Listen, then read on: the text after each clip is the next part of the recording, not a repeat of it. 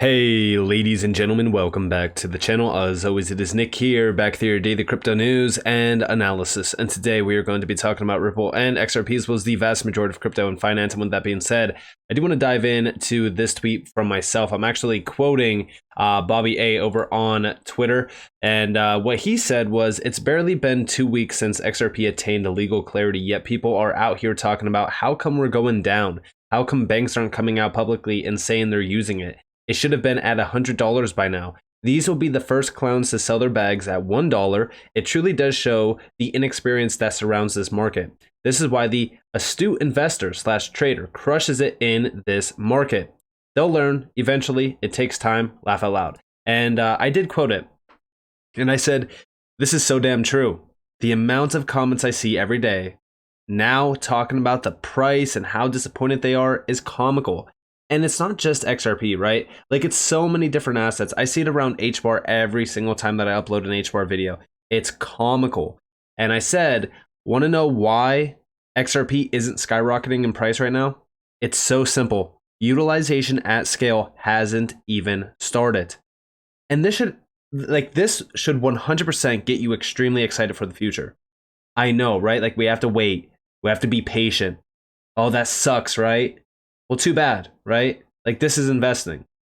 This is the world of investing. Waiting, being patient, not being emotional, being able to wait as long as it possibly takes in order to realize the gains that you've been waiting for. I said institutions are barely even in the space due to regulatory gaps. And it's honestly the same around retail. Retail isn't even here because the big moves haven't started to happen.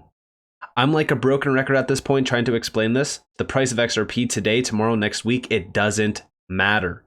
Regulations are planned to be implemented by the end of 2025. Mandatory instant payments going live this year or 2024. I do have that video right here. We included it in yesterday's video. This is mandatory instant payments. It's not coming in 2028. It's coming in 2023 or 2024 at the latest. And this is also an individual from Finostra. But also, right, we just recently seen the launch of FedNow, which was the US infrastructure for faster payments.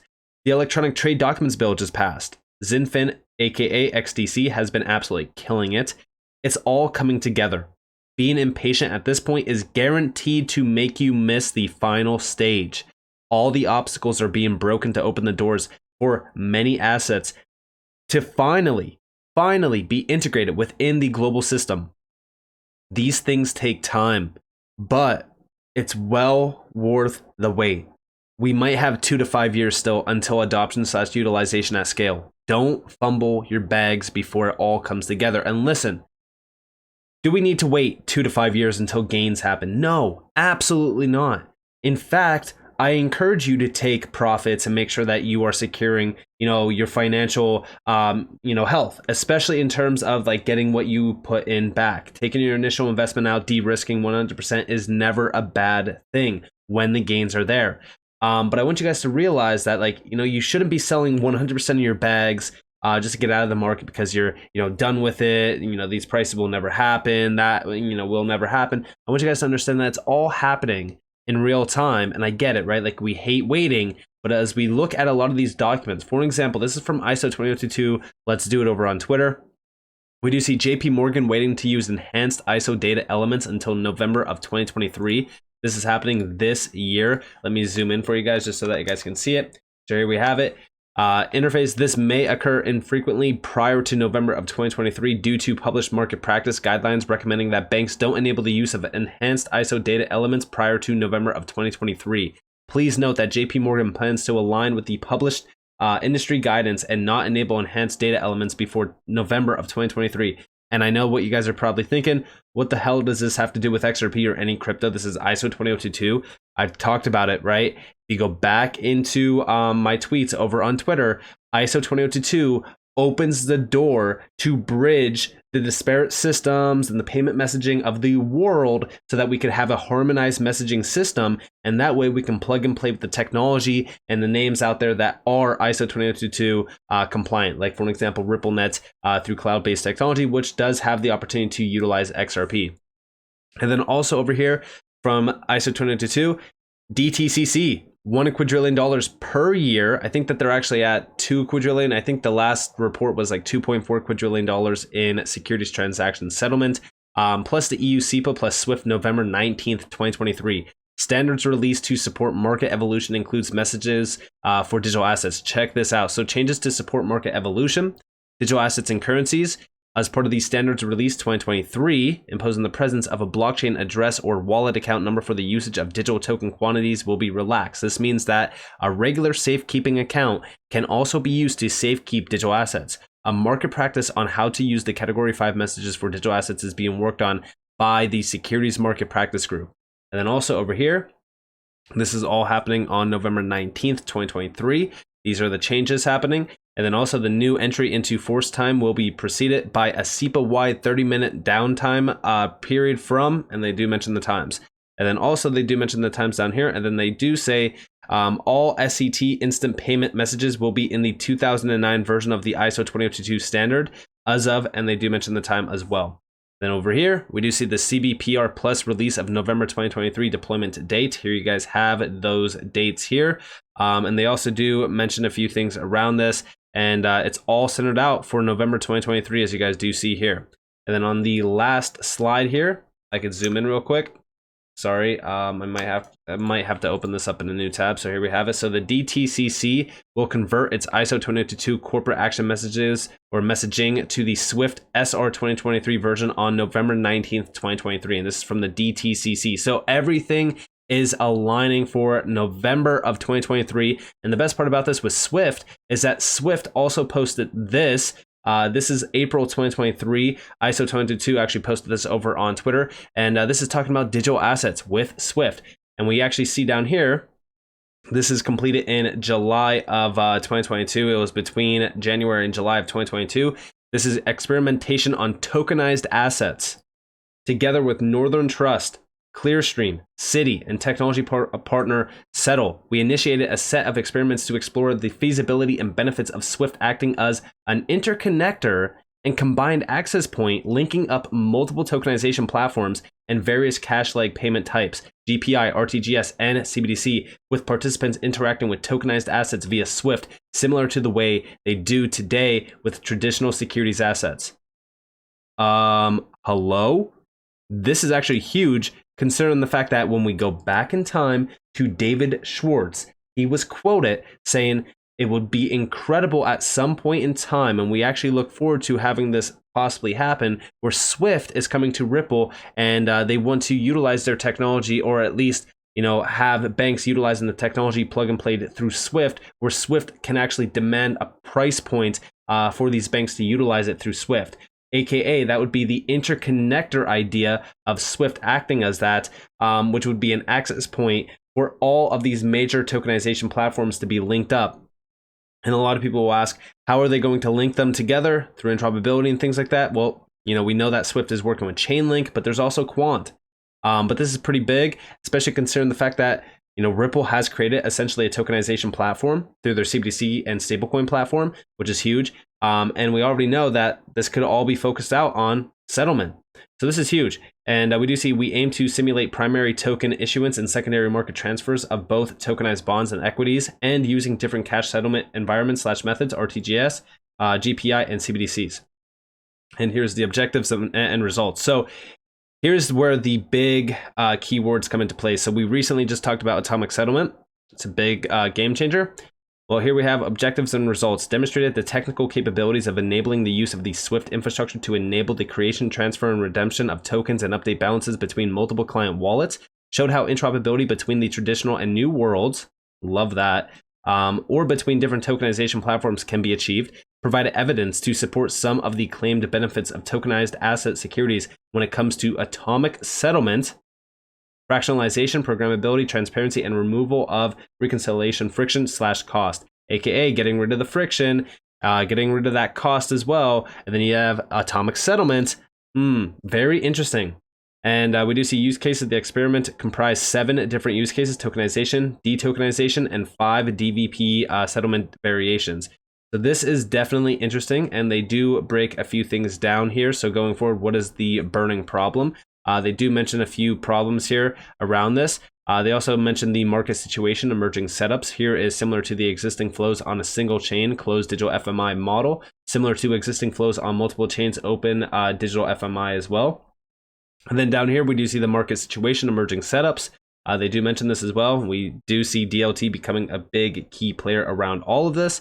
And here we have the key components and process challenges identified, matching 2 legs into a single DLT instruction, including a signature covering targeted partner / DLT chain specific fields.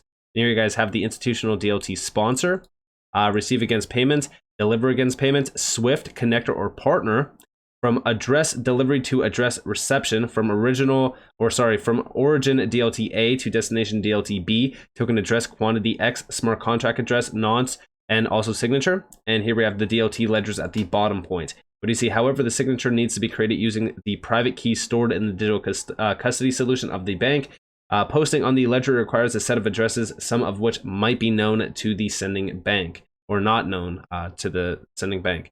And here we have overview of the asset flow, no cash leg. And here you guys have the full setup here. Again, all of this is still set out on the ISO standards, utilizing DLT with, of course, the DLT integrator.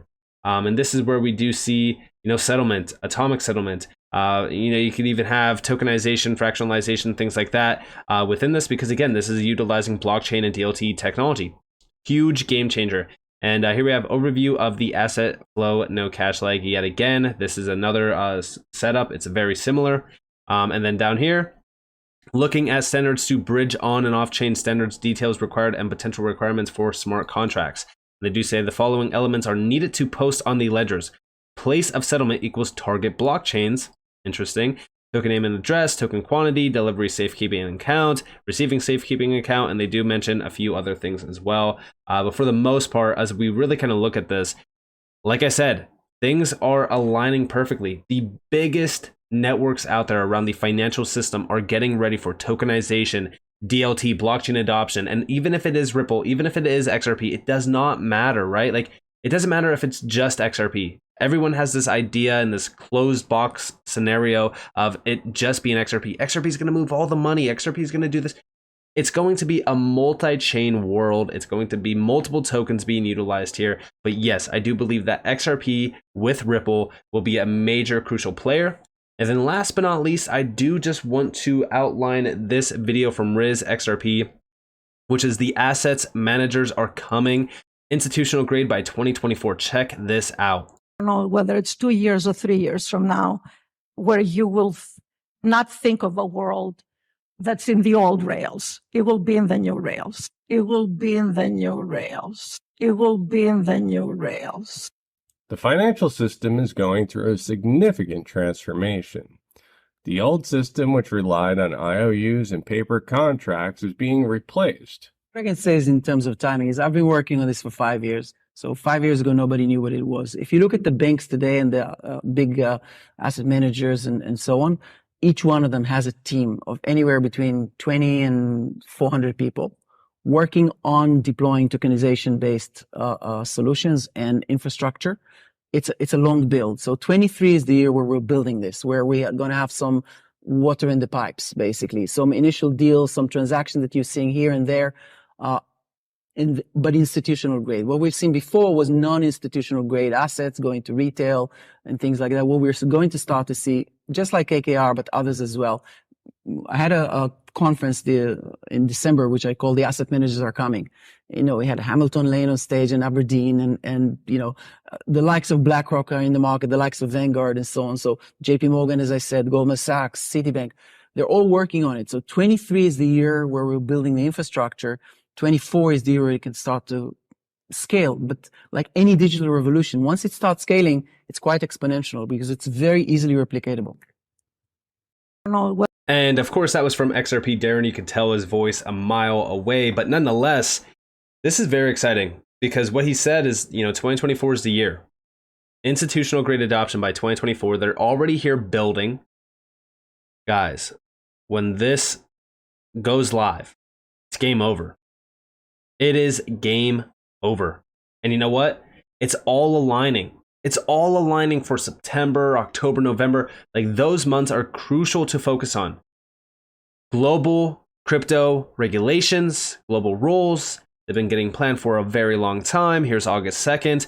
G20 President India publishes its input for framing crypto or global crypto rules. We already know that this is from the FSB, the IMF, and the BIS, with the help, of course, with the G20. This is happening in September. They're releasing this framework. From there, they're really kind of looking into incorporating it. 2025 is the time frame for this to go live, as you guys are probably already aware from my many videos on this. I don't know if they include it here, but in the paper, it says 2025 is when they will go fully live with this. This is very, very significant. And I think that everyone should be preparing. I think everyone should be getting ready. Listen, if we have a massive run up in the market, Bitcoin at new all-time highs, altcoins going crazy, your grandmother asking you, hey, should I buy Bitcoin? Take your profits. Make sure that you're taking some profits, you're booking them. Make sure that you are keeping a moon bag of all of these tokens. These utility tokens are so vital to keep a moon bag for. Because you never know what's going to happen next. The institutions are planning. They are here. They are building. They are going to go live. By 2024, they are expecting this. It could be 2024. It could be 2025. I don't care. But things are moving very, very fast. And this is why I say, stop focusing on the short term. It will only drive you crazy. I know people that will watch the chart 24/7. Stop it. Stop doing that. You're not day trading. You're not sitting here, booking profits every single day. I mean, unless you are a day trader, stop looking at the chart. It makes zero sense. Focus on what is actually happening here within the market, or else you're going to miss it. The retail sector, a large portion of the retail sector will miss what's happening. So with that being said, I hope that you guys enjoyed this video. If you guys did, definitely leave a like, subscribe, turn notifications on for more free content. You guys are more than welcome to follow me on Twitter and join the free Discord down in the description below. As always, hope that you all have a beautiful day or a beautiful night wherever you guys are in this beautiful world. This has been Nick. Peace out, guys.